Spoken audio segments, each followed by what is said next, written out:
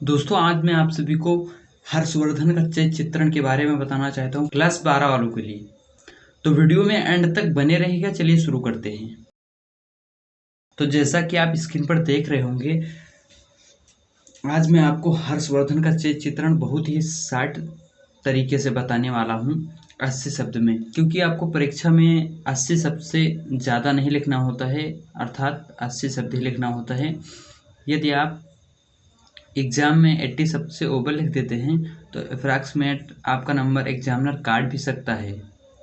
कम से कम आप कोशिश कीजिए कि 80 शब्द ही लिखिए। तो चलिए हम इसकी परिभाषा को देख लेते हैं। तो सबसे पहले परिभाषा को बताने से पहले सबसे पहले मैं आपको इम्पॉर्टेंट फैक्ट के बारे में बताना चाहता हूँ। इम्पॉर्टेंट फैक्ट हमारा क्या है कि आप सबसे पहले कॉपी पर लिखेंगे जब, तो डालेंगे प्रश्नोत्तर नंबर, जो भी आपका क्वेश्चन नंबर होगा वो आप यहाँ पर डाल देंगे और हेडिंग लगाएंगे आप हर्षवर्धन का चित्रण। उसके बाद में आप लिखेंगे नीचे त्यागपति खंड काव्य के प्रमुख पुरुष पात्र सम्राट हर्षवर्धन हैं। यहाँ पर आप देख रहे होंगे हमने काले पेन से हर्षवर्धन का नाम लिख रखा है। तो यदि आप परीक्षा में इस प्रकार से इन्हें हाईलाइट कर देते हैं, अधिकतर एग्जामिनर इसी पर फोकस करता है। तो त्यागपति खंड काव्य के प्रमुख पुरुष पात्र सम्राट हर्षवर्धन है। हर्षवर्धन को ही खंड काव्य का नायक कहा जा सकता है। नायक के चित्रण के आधार पर निम्न विशेषताएं हैं। तो हम पहली हेडिंग देखेंगे। सो आपकी पहली हेडिंग है आदर्श पुत्र एवं बड़े भाई। हर्षवर्धन जी को पता चलता है कि उनके पिता बीमार हैं, तो उन्होंने वन आखेट से लौटकर पिता का बहुत इलाज करवाया, परंतु वो ठीक ना हो सके। वह बड़े भाई का बहुत सम्मान करते थे, इसलिए वह आदर्श पुत्र एवं बड़े भाई के रूप में सामने आते हैं। जब उनकी माँ आत्मदाह को जिद करती हैं तो ये कहते हैं कि यदि आप कोटेशन लिखेंगे तो कोटेशन पर एग्जामिनर अधिकतर फोकस करता है। मुझ मंद पुष्प को छोड़ना माँ, तुम भी जाओ, छोड़ो विचार यह मुझे चरण से लिपटाओ। तो आगे का हम नेक्स्ट पार्ट देखेंगे, इसका सेकेंड हेडिंग। फाइनली आपकी सेकेंड हेडिंग है अग्रणी योद्धा। अग्रणी योद्धा हर्षवर्धन अपने जीवन में कभी पराजित नहीं हुए।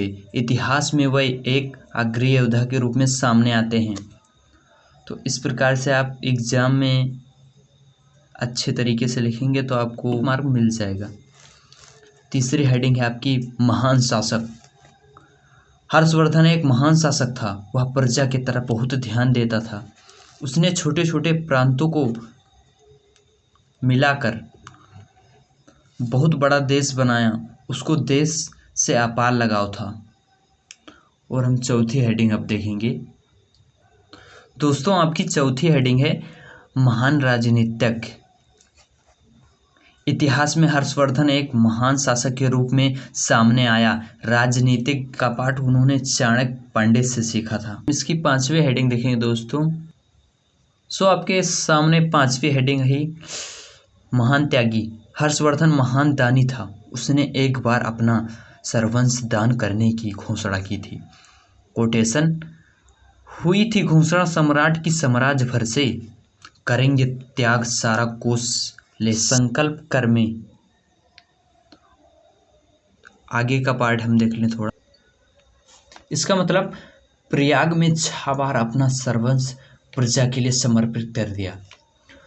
तो यदि आप इसको लिख देते हैं कि प्रयाग में 6 बार सर्वंश प्रजा के लिए समर्पित कर दिया, तो एग्जामिनर आपको जान जाएगा कि आप इसके बारे में पूरा का पूरा एक्सप्लेन जानते हैं। आई होप आपको समझ में आ गया होगा किस प्रकार हमें परीक्षा में लिखना है।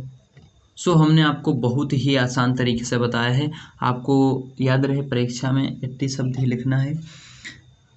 यदि आप 80 शब्द नहीं लिखते हैं, उससे ओवर लिखते हैं, तो आप ही का समय नष्ट होगा।